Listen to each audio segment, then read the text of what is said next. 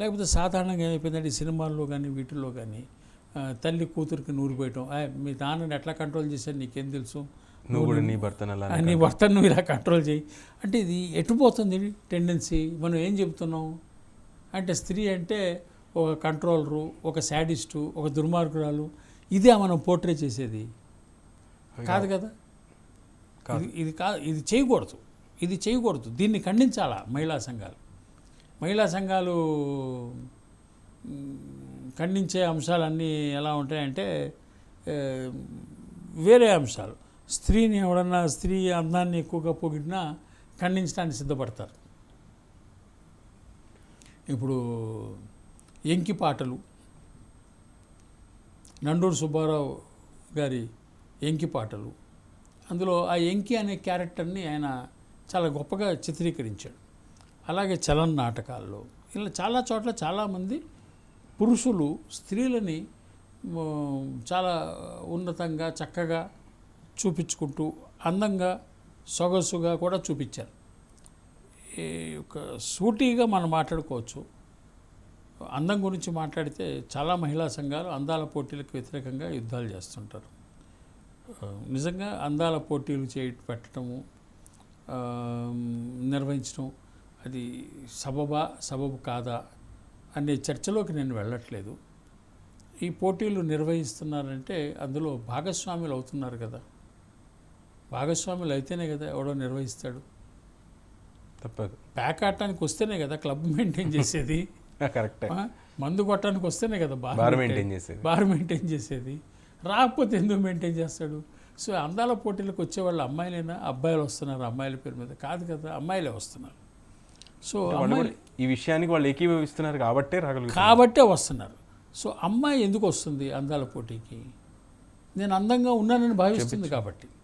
So అందాల పోటీలకి అమ్మాయిలు వస్తూ నేను అందంగా ఉన్నానని భావిస్తున్నప్పుడు అందము అనేది స్త్రీలకి ఒక ఆభరణ లాంటిదో లేకపోతే స్త్రీల మానసికంగా ఒక నిలబడిపోయిన అంశము అనేది కూడా గుర్తించాలి. అందం అంటే ఏంటి నాలాంటి అడిగితే చెప్తాను, ఆత్మ సౌందర్యం అన్నిటికన్నా గొప్ప సౌందర్యం, మంచి హృదయం ఉంటే అంతకన్నా అందం ఇంకేమీ లేదు చెబుతాను. ఎంతమంది అమ్మాయిలకి ఎక్కుద్ది? ఒక్కరు కూడా ఏకీభవించరు. ఏమంటారు, నువ్వు జీనతమ్మని యాక్ట్ చేసిన సినిమా చూడలేదా, శ్రీదేవి యాక్ట్ చేసిన సినిమా చూడలేదా? ఇన్న ప్రశ్నలు నన్ను అడిగితే నా దగ్గర జవాబు ఉందా? సో అందుకని ఈ మహిళా సంఘాలు అంటే వాళ్ళు రేపొద్దున నా మీద దండయాత్ర చేస్తారేమో, ఈ వీటి మీద యుద్ధం చేసే బదులు కుటుంబ కలహాలని కాపాడటం కోసం, కుటుంబంలో ఆహ్లాదకరమైన వాతావరణం తేవటం కోసం అది కష్టపడితే బాగుంటుందని నా అభిప్రాయం. సీట్ల గొడవ ఎట్లాగో తీసుకొచ్చి ఉంది. ఎన్టీ రామారావు గారు గుండమ్మ కథలో ఎట్లాగో చెప్పాడు, లేచింది మహిళా లోకం అని. ఇది పంచాయతీల్లో వాళ్ళు పార్లమెంట్లో వాళ్ళు అని చెప్పాడు. మనకేం అభ్యంతరం లేదు, ఇప్పుడు మొత్తం అలా జరిగినా నాకేం అభ్యంతరం లేదు. పార్లమెంట్లో 70% మంది మహిళలు ఉన్నా నాకు అభ్యంతరం లేదు. ఎందుకంటే ఇప్పుడు 90% పురుషులుండి సాధించింది ఏమీ లేనప్పుడు 70% మహిళలను కూడా ఏం సాధిస్తారని చూద్దాం. ఇంతకన్నా ఏమైనా మెరుగే చేయొచ్చేమో, ఇంతకన్నా కీడు జరగకపోవచ్చేమో, ఎవరికి తెలుసు. అందుకని దాని మీద నేను విభేదించట్లా. నేను అనేది ఏంటంటే వాళ్ళ ప్రధానమైన బాధ్యతలు ఏంటంటే కుటుంబాన్ని సరిచేయగలిగితే, స్త్రీల మానసిక వికాసానికి దోహదపడగలిగితే ఈ సమాజం కూడా సంతోషకరమైన వాతావరణంలోకి వస్తుంది. చివరిగా సంతోషానికి మీరిచ్చే ప్రత్యేకమైన డెఫినేషన్ ఏంటి? నేను ఇచ్చే డెఫినేషన్ అంటూ ఏం లేదు. నేను అనేది ఏంటంటే మనం చేసే పనిలో సంతోషాన్ని వెతుక్కోవాలి. చాలామంది చేసే పనిలో సంతోషాన్ని వెతుక్కోరు. వచ్చే కలహం అంతా అక్కడే. నేను సాఫ్ట్వేర్ ఇంజనీర్ అవుదాం అనుకున్నాను కానీ కార్పెంటర్ అయిపోయానని బాధపడుతూ ఉంటాడు. చేసే కార్పెంటరీ కనుక నువ్వు బాగా చేస్తే you will be wonderful carpenter. నువ్వు చేసే పనిలో సంతోషం వెతికితే కనుక ఈ పనిలో నేను అత్యంత నైపుణ్యత గల వ్యక్తిని అవుతాను. నేను నైపుణ్యత సాధించడానికి నాతో నేను కాంపిటీషన్ చేసుకోవాలి. నాతో నేనే కంపీట్ అవుతాను. నేను నిన్నటికన్నా ఇవాళ మెరుగైన మనిషిని, రేపు నేను నిన్నటికన్నా ఇవాళ మెరుగైన మనిషిని. నిన్నటికన్నా ఇవాళ నేను సమాజాన్ని బాగా అర్థం చేసుకున్న మనిషిని, నిన్నటికన్నా ఇవాళ సమాజానికి నేను కొద్ది గొప్ప అందించడానికి సిద్ధపడ్డ వ్యక్తిని, నిన్నటికన్నా నేను అత్యుత్తమ స్థాయిలోకి వస్తున్న వ్యక్తిని అని తనను తాను భావిస్తూ ఉంటే రేపు ఇంకా మెరుగైన వ్యక్తి అవుతాడు. ఎవరితో కాంపిటీషన్ అక్కర్లేదు, తనతో తాను కంపీట్ చేసి నేను నిన్నేంటి ఇవ్వాలేంటి అనేది కనుక బేరీ చేసుకుంటూ చూసుకుంటూ ఉంటే మనిషిలో ఎదుగుదల పెరుగుదల, అది ఆనందాన్ని, అంటే సంపూర్ణమైన ఆనందాన్ని, సంపూర్ణమైన సంతోషాన్ని, లాంగ్ లాస్టింగ్ హ్యాపీనెస్, దీర్ఘకాలిక సంతోషాన్ని ఇచ్చే అవకాశం ఉంటుంది. అలా వ్యక్తి తన అభివృద్ధితో తన సంతోషం, కుటుంబ అభివృద్ధితో అక్కడ ఆహ్లాదకరమైన వాతావరణం, అలాగే సామాజిక అభివృద్ధిని కూడా తీసుకుంటే తప్పనిసరిగా ఇంకా సంతోషమైనటువంటి పరిస్థితుల్ని తన చుట్టూ ఏర్పాటు చేసుకునే అవకాశం ఉంటుంది.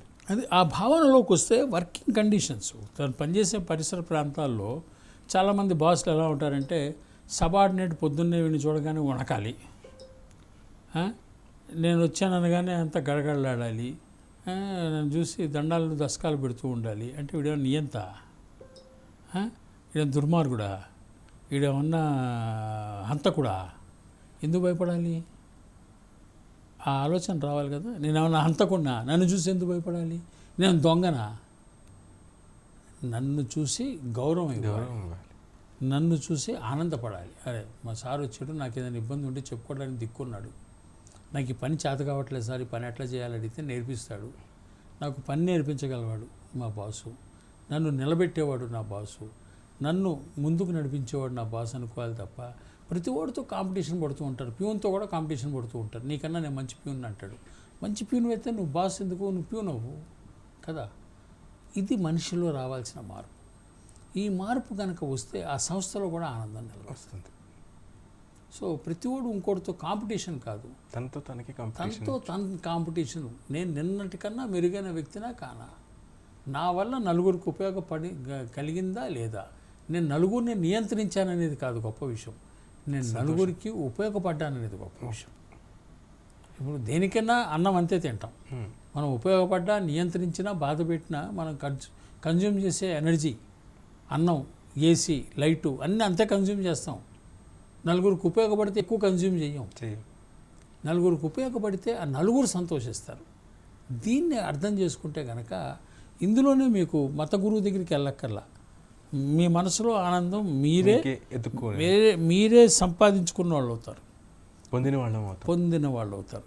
ఇది ఎక్కడ ఆనందం అనేది ఏ అంగడిలో దొరకదు, అది దొరికేది కాదు, అది మానసికంగా మనలో ఏర్పడేది. So thank you doctor Narasimha for spending your time and getting deeper into the business of happiness. Thank you. దీని ద్వారా అందరికీ సంతోషం, మీ ద్వారా అందరికీ ఏమిటి సంతోషం అనే పదార్థం తెలిసిందని నేను అనుకుంటున్నాను సార్. మళ్ళీ పదార్థం కాదు, సంతోషం అనేది ఒక భావం.